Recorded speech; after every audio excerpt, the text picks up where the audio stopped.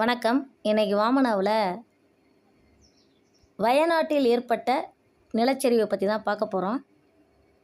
கேரள மாநிலம் எப்படி உருவாச்சு அப்படின்னு சொல்லி பார்த்தீங்கன்னா, மலையாள பிராமணரான பரசுராமரோட கையில் இருந்த கோடாரியால் மேற்கு கடற்கரையை செம்மைப்படுத்தி உருவானது தான் கேரளா அப்படின்னு ஒரு கருத்து சொல்லப்படுது.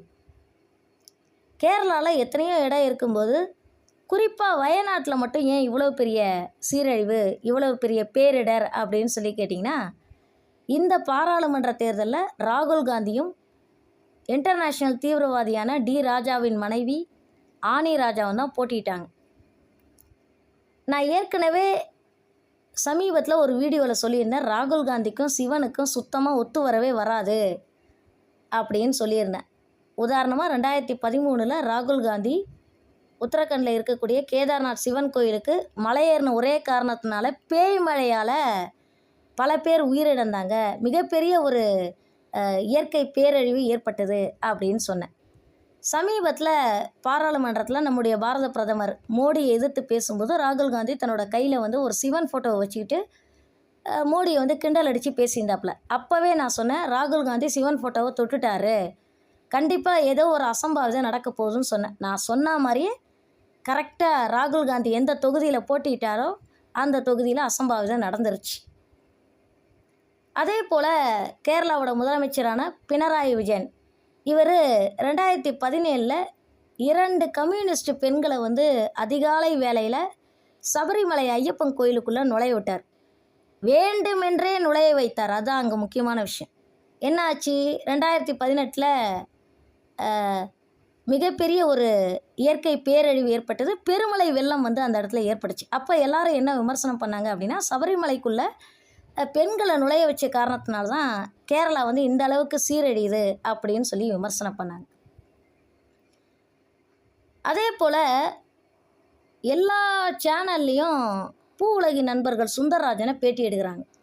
இந்த பூ உலகின் நண்பர்கள் சுந்தர்ராஜன் யார் அப்படின்னு சொல்லி பார்த்தீங்கன்னா, 2012 2013 போன்ற காலகட்டத்தில் திருநெல்வேலி கூடங்குளம் அனல் மின் நிலையத்தை எதிர்த்து போராட்டம் பண்ண சுப உதயகுமாரின் சீடர் தான் இந்த பூ உலகின் நண்பர்கள் சுந்தர்ராஜன். இவர் இப்போ எல்லா சேனல்லையும் பினராயி விஜயனை என்ன காரணத்துக்காக விமர்சனம் பண்ணுறாரு அப்படின்னு சொல்லி கேட்டிங்கன்னா, 2022 அதானியால் உருவாக்கப்பட்ட விழிஞ்சம் துறைமுகத்தை எதிர்த்து கிட்டத்தட்ட 3000 கம்யூனிஸ்டுகளும் 15 கத்தோலிக்க கிறிஸ்தவர்களும் போராட்டம் பண்ணாங்க. பினராயி விஜயன் என்ன பண்ணார்னா, அடிப்படையில் இவரே ஒரு கம்யூனிஸ்டாக இருந்தாலும் போராட்டம் பண்ண அத்தனை கம்யூனிஸ்ட், அதாவது 3000 பேர் மீதும் 15 கத்தோலிக்க கிறிஸ்தவ பாதிரியார்கள் மீதும் வழக்கு பதிவு செய்து விட்டார். உண்மையிலே இந்த இடத்துல நான் பினராயி விஜயனை மனசார பாராட்டுறேன். ஏன்னா அவர் கொஞ்சம் வீரியமானவர். அவரே ஒரு கம்யூனிஸ்டாக இருந்தாலும் விழிஞ்சம் துறைமுகத்தை எதிர்த்து போராடின கிறிஸ்தவ பாதிரியார்கள் மீதும் 3000 பேர் மீதும் வழக்கு பதிவு செஞ்சது அப்படின்றது சாதாரணமான விஷயம் கிடையாது. அதனால தான் எல்லா சேனல்லையுமே பூ உலகின் நண்பர்கள் சுந்தர்ராஜன் பினராயி விஜயனை கடுமையாக தாக்கி பேசுகிறார். அதே போல் இந்த இடத்துல நான் ஒரு முக்கியமான விஷயத்தை பதிவு பண்ணி என்னுடைய காணொலியை முடிச்சுக்க விரும்புகிறேன். பாரத பிரதமர் நரேந்திர மோடி அவர்கள் திடீர்னு 2014 எங்கே பார்த்தாலும் அவருடைய குரல் தான் ஒலிச்சு, அவருடைய பேர் தான் ஒலிச்சுது. மோடி மோடி மோடி அப்படின்னு சொல்லிட்டு அவருடைய பேர் ஒலித்ததுக்கு என்ன காரணம் அப்படின்னு சொல்லி கேட்டிங்கன்னா, 2000 நினைக்கிறேன், அநேகமாக வருஷம் 2000 அல்லது 2001 சரியாக ஞாபகம் இல்லை. அந்த காலகட்டத்தில் குஜராத்தில் மிகப்பெரிய ஒரு நிலநடுக்கம் ஏற்பட்டுச்சு. இப்போ இந்த மேற்கு தொடர்ச்சி மலைன்னு சொல்கிறாங்க. இந்த மேற்கு தொடர்ச்சி மலை கிட்டத்தட்ட 6 மாநிலத்தில் இருக்குது.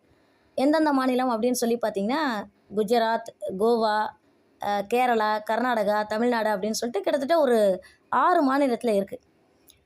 குஜராத்தில் 2000 ஆண்டில் மிகப்பெரிய நிலநடுக்கம் ஏற்பட்டப்ப அந்த மாநிலம் பொருளாதார ரீதியாக படுபயங்கரமாக வீழ்ச்சி அடைஞ்சிருந்தது. அந்த பொருளாதார வீழ்ச்சியிலிருந்து அந்த மாநிலத்தை மீட்டு எல்லா விதமான வசதிகளையும் செஞ்சு கொடுத்தவர் தான் நரேந்திர மோடி. அந்த காரணத்துக்காக தான் மக்கள் தொடர்ந்து அவரை 3 முறை முதலமைச்சராக்கி அழகு பார்த்தாங்க. அதற்கு பிறகு தான் அவர் பிரதமர் வேட்பாளராக தேர்ந்தெடுக்கப்பட்டார். நல்லா கவனித்து பாருங்கள், ராகுல் காந்தி எங்கே கால் வச்சாலும் அந்த இடத்துல நிலநடுக்கம், நிலச்சரிவு ஏற்படுது. பேய்மழை, அதாவது பெருமழை வெள்ளம் ஏற்படுது. ஆனால் நரேந்திர மோடி முதலமைச்சராகவே ஆகலை குஜராத்தில்.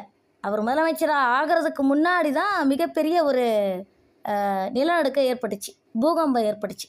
அவர் என்னைக்கு முதலமைச்சரானாரோ அன்னையிலேருந்து குஜராத்தில் நிலநடுக்கமே இல்லை.